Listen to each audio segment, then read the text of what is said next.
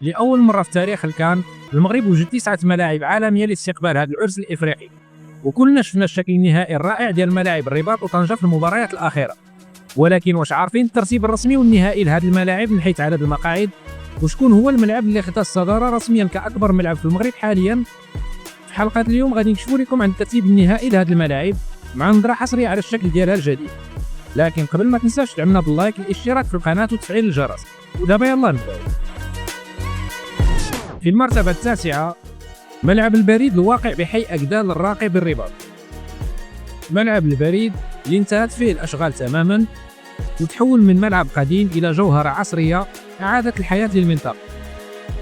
يتميز هذا المشروع الجديد بمساحات خارجية رحبة، بمساحات خضراء ومواقف سيارات تحت أرضية ذكية.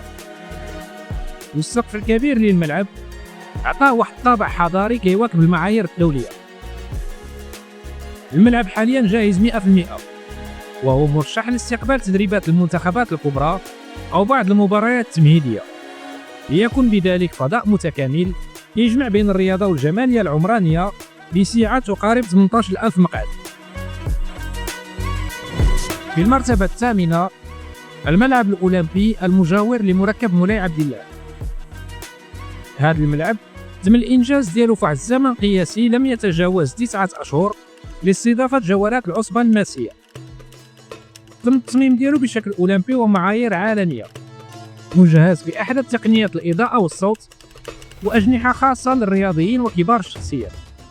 والغاية منه كانت هي فصل ألعاب القوى عن كرة القدم، ليصبح بذلك ملعب مولاي عبد الله الرئيسي خاصا بكرة القدم فقط. وكتبلغ الطاقة ديالو الاستيعابية حوالي 21,000 مقعد. في المرتبة السابعة ملعب مولاي الحسن بحي النهضة بالرباط. ملعب مولاي الحسن انتهت فيه الأشغال في وقت قياسي وأصبح جاهز وعملي 100%. الملعب ظهر بحلة عالمية مغطى بالكامل خاصة للجهة الجنوبية، ومجهز بأحدث تقنيات الجيل الجديد. تم التدشين ديالو رسميا بالاحتضان ديالو مؤخرا لمباريات ملحق التصفيات الإفريقية المؤهلة لكأس العالم، وشاهدنا جميعا الجودة ديال الأرضية ديالو والمرافق ديالو. غادي يكون هذا الملعب مسرح لمباريات هامة بفضل الموقع ديالو الاستراتيجي والطاقة ديالو الاستيعابية اللي كتبلغ 22,000 مقعد. في المرتبة السادسة ملعب فاس الكبير. نمشيو دابا للعاصمة العلمية اللي فيها ملعب فاس الكبير جاهز للكان منذ مدة بعد عملية التأهيل ديالو اللي استمرت لأكثر من سنة، وشملت التحديثات فيه تجديد المقاعد، المنصة الشرفية، وتغيير نظام الإضاءة بالكامل إلى تقنية الليد، بالإضافة إلى التجهيز ديالو بشاشتين عملاقتين. أرضية الملعب أصبحت من العشب الطبيعي عالي الجودة مع تجديد كامل لمستودعات الملابس. وحاليا ملعب فاس الكبير كيستوعب حوالي 35,000 مقعد، مع العلم أن التغيير الجذري لهذا الملعب من ناحية إزالة المضمار والتغطية الكاملة غادي يكون مبرمج من بعد الكان استعدادا لمونديال 2030. في المرتبة الخامسة جوهرة الجنوب ملعب أضرار. الملعب خضع لعملية تأهيل مهمة، أبرزها تجديد مناطق الضيافة VIP وتركيب كراسي جديدة بألوان العلم الوطني. تقنيا تم تعزيز الإنارة، إضافة شاشة عملاقة ثانية، وتجديد العشب بنوعية ممتازة، مع رفع عدد البوابات الإلكترونية لتسهيل دخول الجمهور. حاليا كتبلغ السعة ديالو 41,144 مقعد، وكما هو الحال مع ملعب فاس التغطية الكاملة وإزالة المضمار غادي تتم في مرحلة ثانية من بعد انتهاء كأس إفريقيا. رابعا ملعب عاصمة النخيل.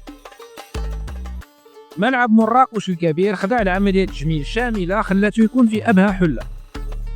تم تجديد المستودعات، المنطقة المختلطة، ومنصة الصحافة، إضافة إلى أن المدرجات اكتست حلة جديدة بمقاعد مريحة وعصرية مع نظام إضاءة وصوت بمواصفات عالمية. محيط الملعب الخارجي وملاعب التدريب تم التحديث ديالها بالكامل، وكيتسع ملعب مراكش حاليا ل 41,245 مقعد، وغادي يكون أحد ركائز هذه البطولة قبل ما يخضع للتوسعة الكبرى تحسبا لكأس العالم. في المرتبة الثالثة مركب محمد الخامس بالدار البيضاء. الملعب الأسطوري ملعب دونور، ومن بعد فترة طويلة من الإغلاق والإصلاحات الجذرية أصبح جاهز تماما لهذا التحدي القاري.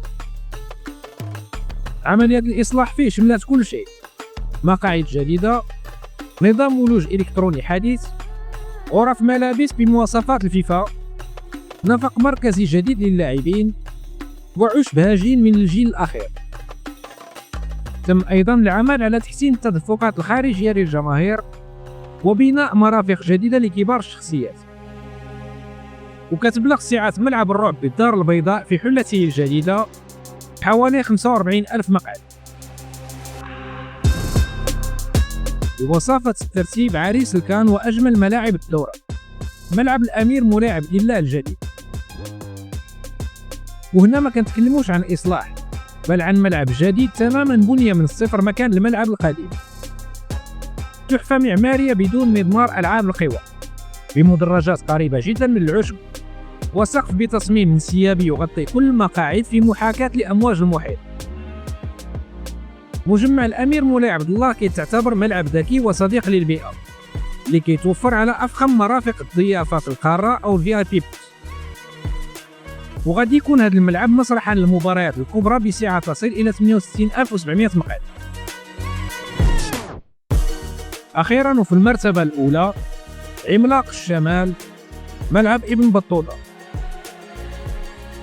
الملعب عرض أكبر عملية توسعة في تاريخ الملاعب المغربية، بإزالة الحلبة المطاطية، بناء مدرج سفلي جديد، وإضافة طابق علوي زاد من ضخامة الملعب. الأشغال فيه انتهت رسميا، وتابعنا انبهار الجميع بالشكل ديالو العالمي خلال المباريات الودية الأخيرة اللي استضافها المنتخب الوطني في شهر نوفمبر الجاري. سقف الملعب والتغليف ديالو الخارجي عطاه واحد المنظر مهيب، مع تجهيزات صوتية وضوئية هي الأحدث في العالم. بهذه التوسعة أصبح ملعب طنجة هو الأكبر في المغرب حاليا بسعة تصل إلى 75600 مقعد. إذا كانت هذه جولة سريعة في الملاعب المغربية، الملاعب اللي كنفتخروا بها واللي غادي تحتضن المباريات ديال الكاس. والسؤال ديالي لكم هو: شنو هو أجمل ملعب في هذه القائمة من بعد التجديد؟ واش هو ملعب طنجة أم ملعب الرباط؟ شاركونا الآراء ديالكم في التعليقات، وكما العادة ما تنسوناش بالدعم ديالكم من خلال اللايك، الاشتراك في القناة، والبارطاج ديال هذا الفيديو. شكرا على المتابعة، في أمان الله، والسلام عليكم.